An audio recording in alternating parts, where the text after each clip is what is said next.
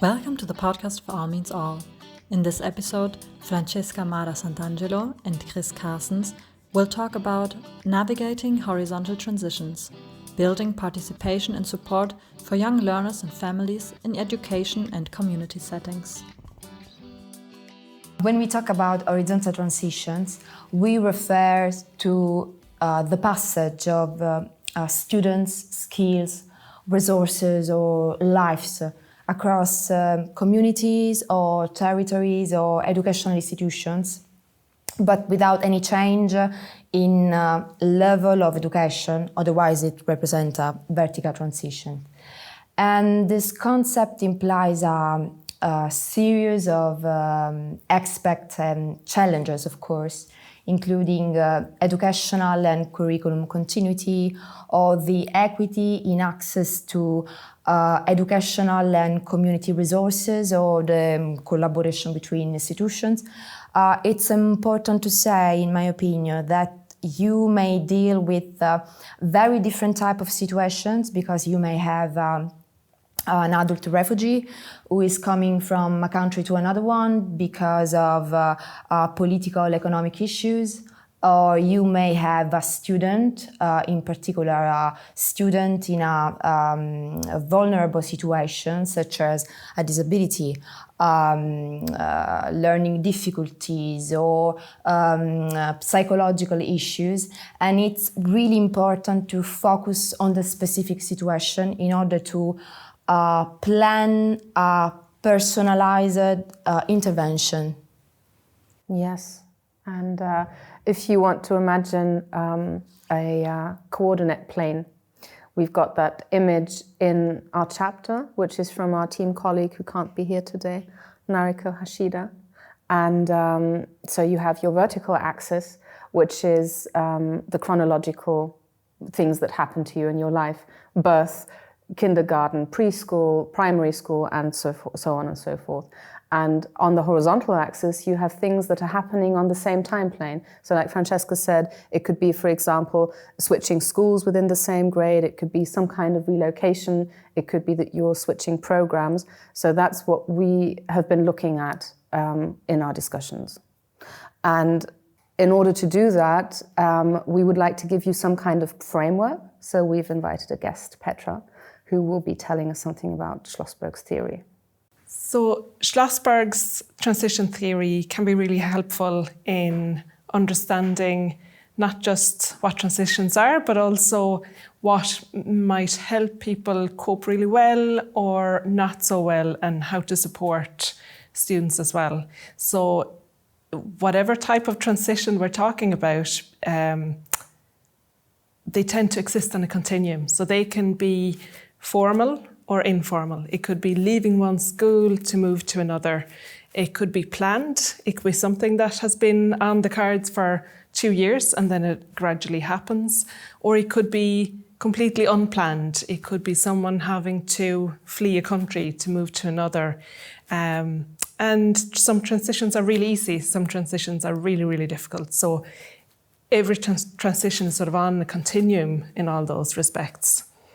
And the theory actually came from research that Schlossberg did when she interviewed people who had been made redundant. They were let go from a particular workplace. So these were adults who worked in a place for a long time. They were made unemployed sort of overnight, so a very unplanned sort of transition.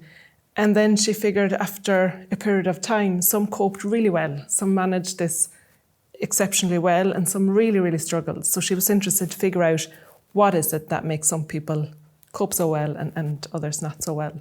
And what she found was that you can sort of identify 4 different categories that are really important to look at. So she calls them the 4 S's. So you have situation, that's the environment that we're in, and that's related to the transition itself, I suppose, as well. What are you moving from? What are you moving into? But also the self. Who are we? What am I part of a minority group? Am I struggling in any other respects? What sort of psychological resources do I have? What are my outlook? What's my outlook, or what values do I have? And the third S is support. So that's relating to external resources, external from myself. So that would be things like support I get from my family, friends I have. If I have a really solid core group of friends, if I move from one school to another, even though you might be leaving those friends, you still have sort of a sense of support possibly from them. But if you've come from a situation where you might have been bullied in one school and having to move to a different school, well, that's already really shaky kind of grounds. And then the fourth S is strategies. So these are strategies in terms of how do we cope with maybe unplanned events in our life, because we all go through transitions. No one can go through life without transitioning from something at some point. But what are our strategies? When we find something stressful happening, do we cope by avoiding the situation, pretend it's not happening? If we have a stressful dentist appointment, do we just forget about it, not show up? Or do we talk about it with friends? Do we share our problems? So what sort of strategies do we have when something a bit stressful happens? So situation, self, support and strategies, they're the four S's. And when schools consider then, so as I said, the research behind this theory came from an adult setting, but we can draw on the learnings from that into various settings. And if we're looking at schools, for example, there are sort of Schlossberg would argue that there are a number of things that we can do. So first of all, relationship building is really central and foundational to how we support someone. So if we're considering someone coming into a school where you work, regardless of that transition having been easy, difficult, or planned or unplanned, you will still need to do that relationship building. And then she would argue as well that it's important to assess those four S's. So we're looking at, well, what is this particular person? So everyone's different. What's this person's situation? What sort of, what are their psychological resources? And these things, when I'm saying assessing, that's through conversations, through dialogue, and really getting to know the person. And also looking at what type of supports do they have? Do they have a very supportive family that are, really keen for them to thrive in this new school, or is there neglect going on at home? And also assess what strategies they tend to use. So again, might be exploring things from their background. Even things like asking, when you moved from kindergarten to primary school, how did that feel for you? Or if they're a bit older, maybe it's when they moved from, even things like going from summer holidays back into school at the start of the new year. So exploring strategies used in the past to see how might that support them going forward. And then once you've assessed that and you have a really good idea of who it is you're dealing with, to look at setting goals. So you're also setting goals in terms of the situation. What's the ideal situation that we want? What are the sort of goals in terms of your psychological resources? How can you support yourself? What are the supports that we think should be in place? And the strategies then. What are positive and constructive strategies to use?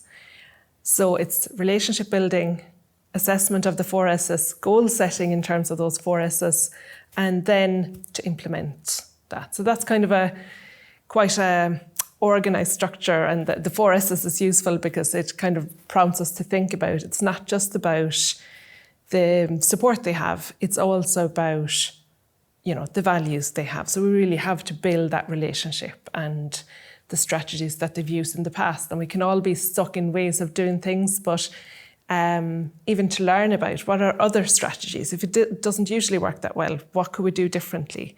Or do you know someone who seems to find it easy to transition between one thing and another? And what can we learn from them? So it's quite a nice structured way for schools to work with students that transition horizontally from possibly another school or another country, another type of schooling. So whatever that transition is, these four S's kind of provides a structure that's quite universal for whatever type of transition. We try to, because horizontal transitions can be all kinds of things. They can be voluntary, they could be involuntary. So we were trying to come up with key aspects that are generalized so that you would be able to take them home with you. You would be able to apply them to different situations so that they can be useful. So we've tried to narrow it down to 4 key aspects which we think are important in horizontal transitions generally. So Francesca will now start presenting to you our first key aspect. Yes, our first keyword is collaboration. Because we have talked about a lot about this term, collaboration. What is collaboration? Who are involved in a collaboration? So I will give you an example, just to talk about the actors of this process. 3 years ago, I worked with a young boy, and he had severe behavioral difficulty and totally lack of control of his own emotions. And, you know, in Italy, scholastics here starts in September. So from September to December, he hired 4 teachers. And the new special teacher, she has known me yet. And one day she called me because they were desperate. So I went to the school and I met this young boy. He was 8 at that time. And he was as tall as me. Well, it's not so complicated, but, you know, anyway. And, you know, I had a very funny moment with him at school, very creative moment with him, with his classmates. And in order to, you know, build a first relationship between he and me, and to get trust each other. And then I met, of course, the parents and the neuropsychiatrists and the psychologists who were been working with him. And we, the first step was to identify the most important need of the child and of his parent. And in Italy, we have this official document, which is I'm going to translate literally. It's the Educational Community Plan. It's a document in which you can find all the actors involved in an educational project, in an educational process. Okay, so that's what we did. We identified, together with the parents, the neuropsychiatrists, the psychologists, all the teachers of the classroom, not just the special teacher, but all of them. We identified the stakeholders that can help us. So at the end, this young boy attended for 3 to 4 hours a day lessons in the mainstream school together with his classmates. And then we organized the public transport responsible to take him from school and bring him to the a medical and educational center where he had his therapies and educational activities together with other children and other educators. And then some days of the week, the public transport was responsible to take him back to school in order to attend the other activities or back home. And for me, this is a perfect example of a collaboration, because for example, if I need to identify the actors of this example, I can say there was the child at first and his family, and they was at the center of this process. And then we have the school So all of the teachers, we have the medical center, we have the educational centers, we have the political institutions, because they organize the public transport service.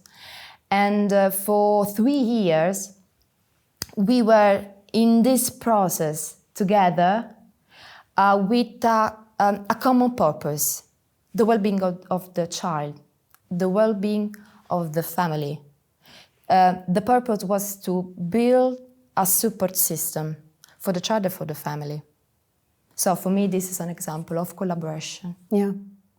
And I can add to that. In Germany is reputed to be extremely bureaucratical.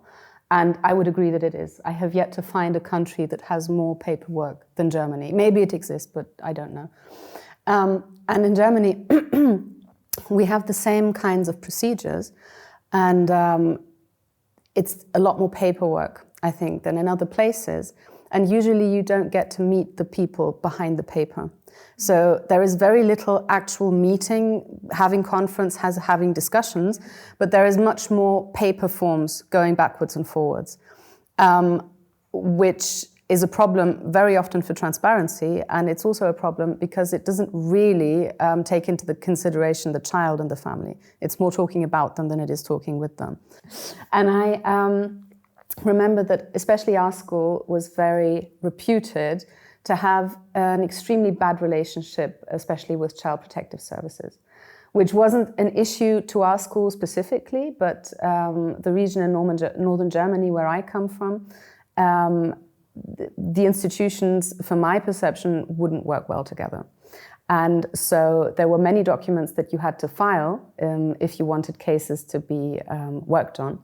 And you would very often not get an answer, or people would flat out refuse to talk to you because they didn't want the institutions to collaborate. They would say, this is school, this is Child Protective Services, this is medical facilities, and they are not allowed to collaborate for legal reasons, or they are not supposed to collaborate, or things like that. And I used to get very, very frustrated with that, because school is part of all of these aspects of a child's life, especially when you're planning transition. And very often schools are the first actors who get to the child and who then have to plan the next steps. Mm-hmm. So in the district that I work in, we have extremely high crime and poverty rates. So we have a lot of dramatical family situations that require us, for example, to relocate a child. So the procedure in that case would be that you alert Child Protective Services, you would inform them of what is happening in the child's family unit, and they would then decide what will happen to the child. But usually, up until that point, that's where the communication stopped. So I would give them the information and I would get nothing back. The child would get no response, and we were just sitting there waiting, wondering what Child Protective Services were doing, whether we would be getting a response or not. And the response could also be that somebody from CPS would come into your classroom and just collect a child out of your classroom with no notification beforehand, which I believe is extremely traumatizing to the child and everybody present. So I used to have a very big problem with that until one day we wanted to take a young girl into custody because there was a very dramatic situation in her home, and it was clear she would not be able to go home. So first of all, I sat down with the girl and I explained to her what the situation is and how the procedure worked so that she would understand exactly in detail what are the next steps. Transparency, really important. So she had her bag packed. We were sitting in my office and I was explaining to her, we are going to call Child Protective Services. Someone is going to pick up the phone. This is what we're going to say. And we had the hope, because we had planned this transition before, me and the girl, that she would be able to go to a woman who was prepared to foster her, who was an ex-colleague of mine, a very nice lady who knew the girl, who had a small house and a small family, and she had said that she would be willing to take her in. So in my eyes, it was the best thing that you could have made out of a drastic situation.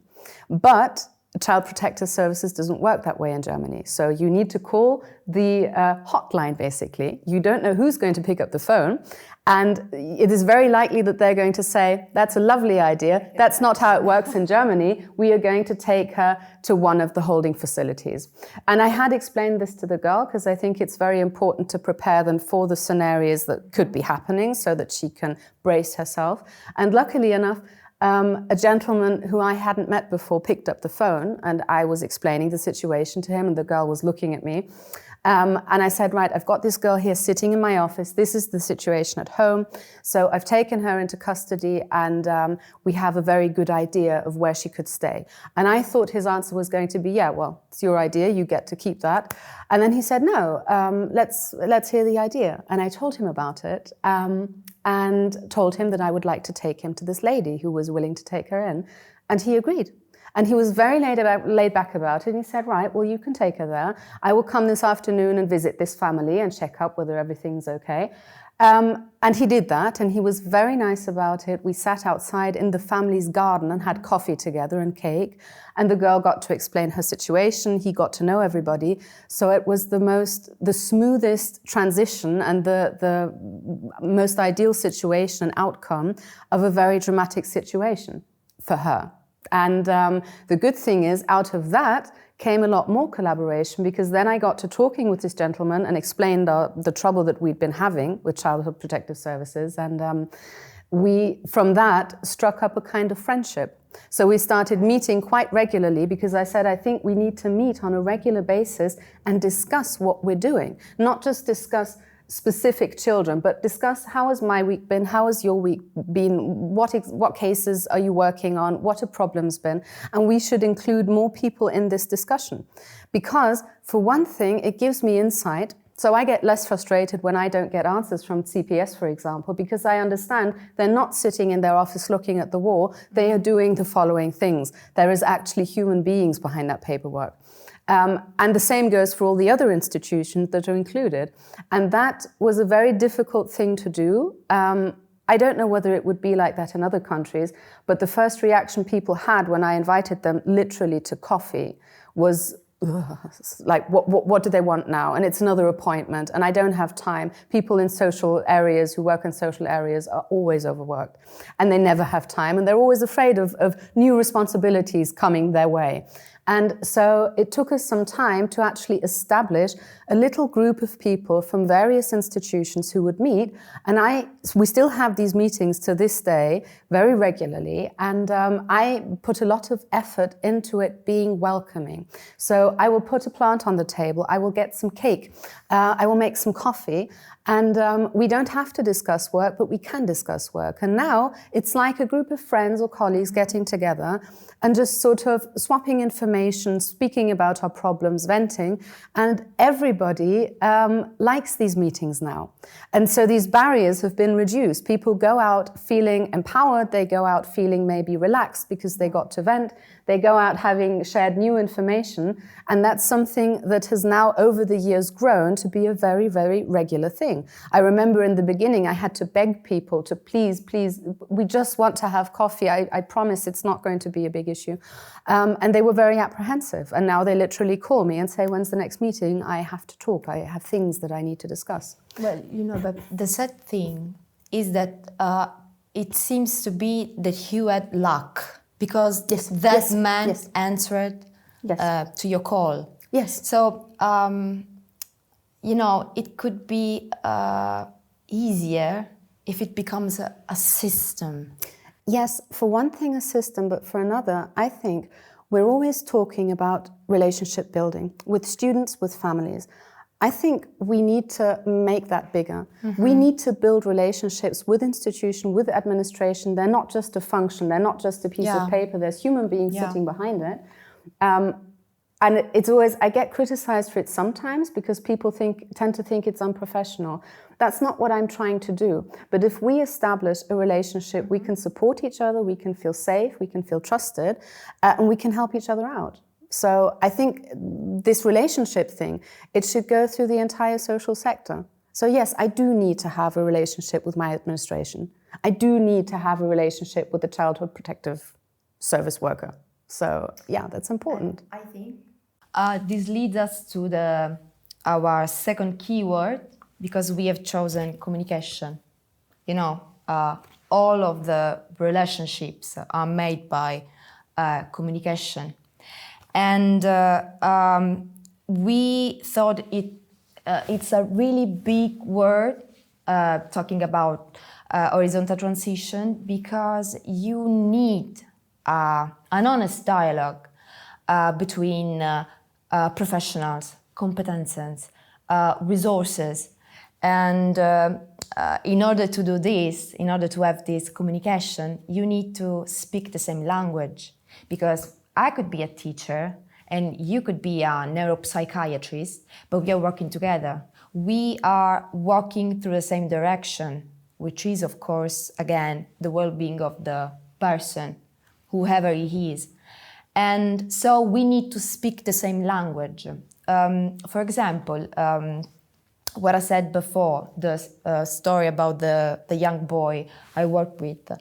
At the beginning of this process, we arranged a lot of meetings between, in the first phase, between me, the psychologist, the neuropsychiatrist, and the young boy, because we truly wanted to listen about his interests, his passions, his needs, what he wanted to do, how he used to feel inside of him.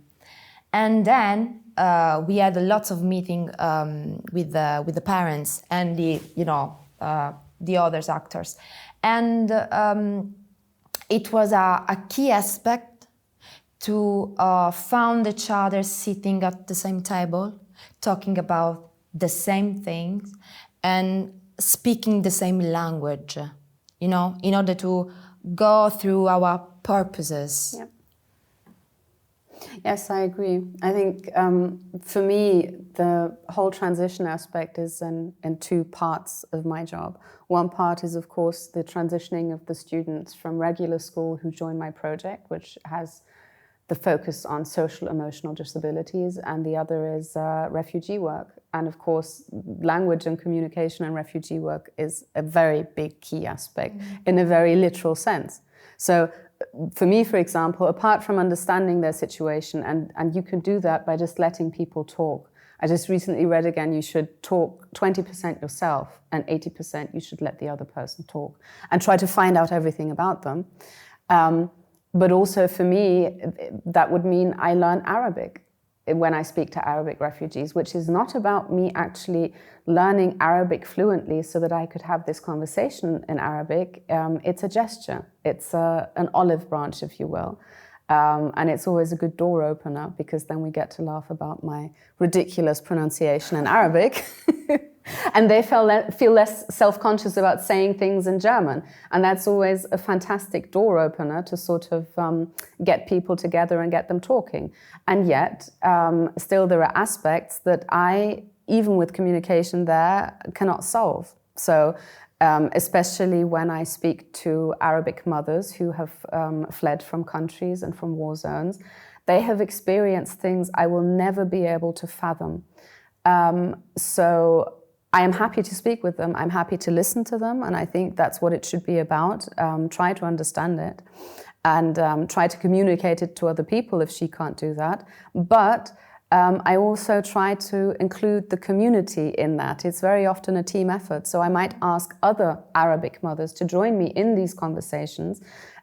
We had an Arabic mother recently who's just come to Germany 2 years ago. And she was struggling in many, many aspects of her life, also psychologically. And she spoke no German at all. And we managed to navigate the Arabic language, but I started realizing she had a lot of support systems for her and her children. She had social workers, she had child protective services, she had me, and she had many others. But in that, I sat there and I was looking at her and I thought, this woman needs other Arabic mothers who have been in her situation, who know the culture, who know what it's like to flee from a country. and from a war zone. And that is something none of us in this support system can ever be. So that's the kind of support we need to get in, which is a lovely thing to see happen because it actually works. There are some Arabic mums that I've known since they came over to Germany in 2015. And I explained the case to them, and the mother had agreed that I explained the case to them. And I hadn't even finished telling the story. And they immediately started getting up, putting their coats on and saying, where does this woman live? We need to go and see her. We need to go and speak to her immediately. And I thought it's wonderful. And it's wonderful because you have this synergy. It was these Arabic mothers from 2015 who needed the support then, and now they get to be in the situation to support other mums. Again, the community. Yes, it's so nice. The importance of the community, yes, of course. Okay, and we have the next key aspect, which I think matches quite well, which is social and emotional support. So we were talking about social emotional support, and again, that is a vast field. And since every horizontal transition is different, every person is different, the context changes, the settings change, there's not one thing that you can advise people to do. Petra said that too. Yes. The easy or it is easy so transition. individual. It is so individual. And it also depends on, was that transition your choice or was it not? Was it forced upon you? So it depends very much on what exactly your needs are in that moment. And I think it's very important to discuss that with the person in question, which for me, very first and foremost, is the young learner. Then secondly, the family, and then I will speak to all the other people and we will try to find out what they need. And for us, it was very important that some of the needs that children have in these transitions is they have the feeling often of losing themselves. Like you come to a different country and you are supposed to become a different person. You have to adapt to that country. You have to adapt to that culture. If, for example, it is a geographic horizontal transition. Mm-hmm. And so we were talking about things like marginalization, about your own identity, how you feel about that. And for me, something that came to mind when we were talking about identity was, again, language in a sense and culture in a sense, because there is a big discussion in Germany about integration. Mm-hmm. And I think integration is a very big word. And personally, I believe that a lot of what German government calls integration, in my eyes, is assimilation. Because we have really no clear definition. Yeah. Like when are you integrated properly? When is your transition finished and you are now officially integrated and have fully transitioned into what? What? Exactly. And in this process, I find it ridiculous. I was telling Francesca that it's different for young children and for children and adults. And the first and foremost thing, of course, is language. So children in school, they get put into language courses and they have exactly 1 year to learn the German language. And then for legal reasons and political reasons, they get transferred into a regular class. It doesn't matter whether they speak German or not. We have cases of children who don't speak any German at all after 1 year, for reasons. There are reasons that a child maybe can't learn when it's had to flee a country. But I think it would be taking it too far to go into that. But it doesn't take the child and its needs into consideration. And then another thing that will often happen in German schools, but I do find that people are starting to question that, is telling the children that they have to change their culture. They are not allowed to speak their mother tongue. So they will hear very often in school, speak German. We're in Germany, you have to speak German. You have to speak German in the class, outside of the class, and, which I find is completely unrealistic, at home as well. And I don't agree with any of that because I cannot compare myself to a refugee, but I have a dual nationality. So I grew up with 2 passports, 2 languages, and 2 cultures. And I remember, for me, it was extremely unsettling, especially as a teenager, because I kept asking myself the question, where do I belong? Now I'm 40 and this has gone away, but I remember very, very clearly wanting to have some kind of group of people who I belong to. And when I was in Germany, I was the English girl. And when I was in England, I was the German girl. And it sounds very insignificant, and in comparison to others it is. But still, it was an aspect that really had me thinking, because I had the feeling I don't belong to any group. I'm nowhere, I'm sort of part of this group.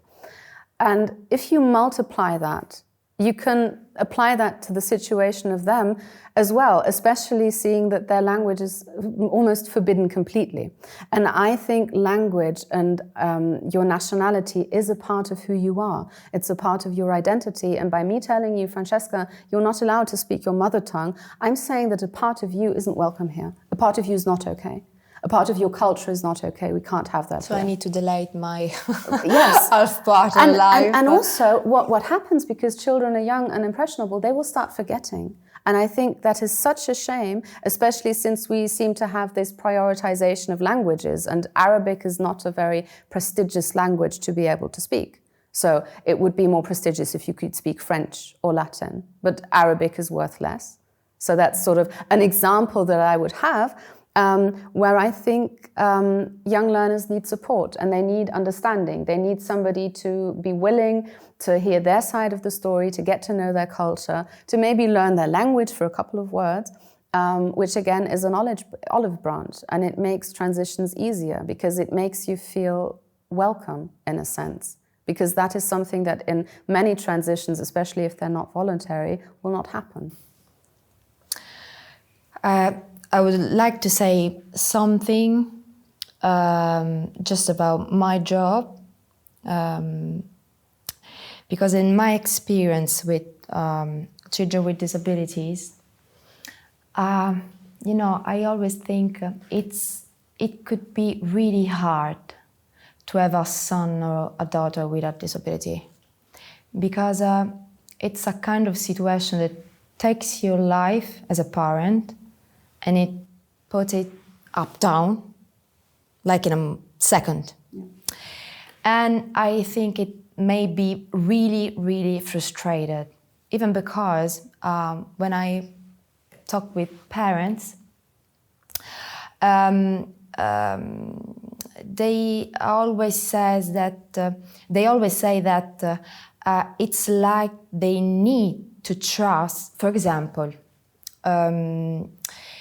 if we have a student with disability who is moving from a school to another, okay, it's like a beginning, a new beginning.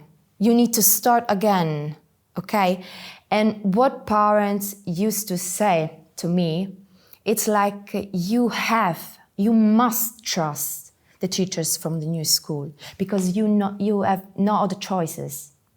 So you literally give your son or your daughter's life in their hands. And they say, okay, please help him or help her. But, they, unfortunately, they often get into prejudices or the idea that because my son or my daughter has some kind of disability, she or he is not capable of. So you need to prove that this child can do something.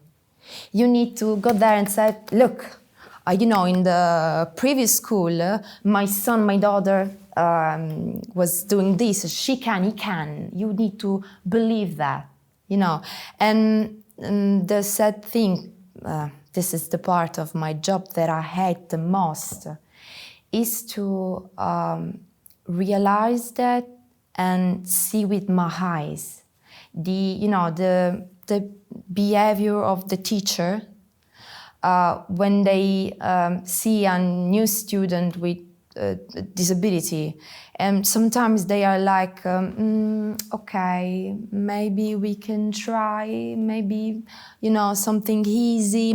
No, for example, in Italy, speaking of linking to collaboration and communication, in Italy we have another formal document, which is we call it PEI. It's the Individualized Educational Plan, and it's a document in which you can, where you can read the educational the educational history of the child. So, why we use this document? Because it's a way to facilitate the new context. You know, I'm giving you this child, I'm giving you his life, but I'm also giving you an instrument you can use to help you. You know? So in this document, you will find the actors that were involved in his or her life, the biography, the capabilities, the peculiarities, the interests. You have everything. Of course, life is not a static thing, you know, life changes, and this is the most amazing thing of our life. And so you need to make some adjustment during, you know, your direction, and this is fine. But it represents just like a first step that we can make together to help my son or my daughter, you know, but believing in his capabilities or in their capabilities, believing that he or she is a person. And in my job, I truly put the school at the center of this big process, because our students spend most of their time at school. So I truly put the school at the center. And I really believe that teachers can do a lot if they only trust in, you know, capabilities, or in the sense of community, of, you know, working together to help each other. No. Yes. Don't cry. You're absolutely right. I'm very touched. So, sorry for the passion, but that's why, because we are talking about, you know, the emotional side of the story. So I think it's important to underline even this, you know, with some tears, but to underline this aspect. And we are going to close this session with learner-centered approach and participation. What I will say, especially about being learner-centered and participation, is that what I think happens very often, and I include myself there, is we have this moral superiority that we believe we know what is best for the young learners. Because that's our job. It's our job to assess them. It is our job to think about what exactly would be best for them. And of course, many of us have been doing that job for a while. Mm-hmm. So especially those people who have been doing it for a couple of years will tend to assess students and think that we know the answers. We know what they are capable of doing. We know what's best for them. Without asking. Yes, very often in the process of that, we'll forget to ask. And I think so many children have surprised me in things, because I had assumptions about what they could do, what they would like, what they wouldn't like. And I was surprised every single time, as long as I would ask them and as long as I would give them some liberties and some freedom to actually show me these qualities, these abilities, and these wishes and dreams that they had.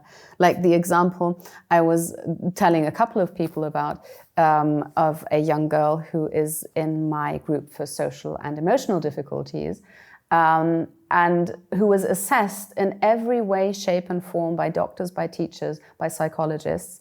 And all of these assessments and tests went incredibly badly by the standards that there are. So especially the IQ testing went very badly. And so, of course, when this girl transitioned into my group, I had certain assumptions in the beginning of what she would be capable of doing and not doing. But she proved us all wrong in a very different and unexpected way, because I learned how to knit. And And I had actually planned to learn how to knit myself to help me relax. And I brought my knitting to school, and then it somehow evolved into something else, which was the children knitting. And it started with this, at the time, 12-year-old girl. And since I hadn't planned to do it with the children, I was doing it during break, it ended up with her just taking some of the knitting needles and the wool and teaching herself how to knit. Now, since I have just recently learned knitting as well, I found it quite complicated. And this young girl was able to do it all by herself. Not only was she able to do it by herself, she came up to me 2 days later and informed me that we needed black and brown wool because she needed to knit a dog. Because I bring my dog to school and she really likes the dog. So of course now she was required to knit it. And of course I supplied her with the wool, and she managed to knit a dog, a child that, according to some tests, was not very intelligent, and a child who had severe needs was able to concentrate for hours on this task and teach it to herself. A task that I wasn't able to do. And if she hadn't had the liberty, or I hadn't spoken to her about what she wanted to do, I would never have known that. I would have gone through life without the information that she can do that. And the good thing is, once you pick up on one of those details, you start looking for more. I'm sure that this girl has so many talents and qualities, and she is an amazing human being, but you need to sometimes sort of take all the assessing that you have to do in school and all the documentation, throw it out of the window, and maybe not literally throw it out of the window, but, you know, and actually take some time to sit with a person and to get to know them. About participation, I really want to say just the last thing. Because it came to my mind really often, identity word. Because, you know, you said this before, during this horizontal transition, I think that the most dangerous risk is to lose your identity. Why that? I can give 2 examples. Let's think about the adult refugee. Okay, he used to live in a country, maybe had a family, a job, just a life, and for some reason he has to move. Okay, and most of the time, if we think about immigration, they need to move alone, looking for another job, looking for, you know, a more safe space. Is that right? Mm-hmm. More safe space or safer? Safer space. So looking for a safer space or a safer context. And, you know, the risk is that this adult refugee will be in another country losing pieces of himself, because he will have to adapt his entire life to a new context, to a new language, to a new culture, to a new way of communicate, okay? So if we don't build this support system, the risk is this, that he could lose his identity. Or the second example is, let's think about a child with a disability, and a child who is growing up, who is experiencing the world, who is building his or her own identity. And if this child needs, for some reason, again, to move, for example, from a school to another, or from school to a medical center, to a hospital, to an association, something like this, for this child, the risk is to, you know, to interrupt his or her development, which is a delicate phase of the life of a child who is building his or her own identity.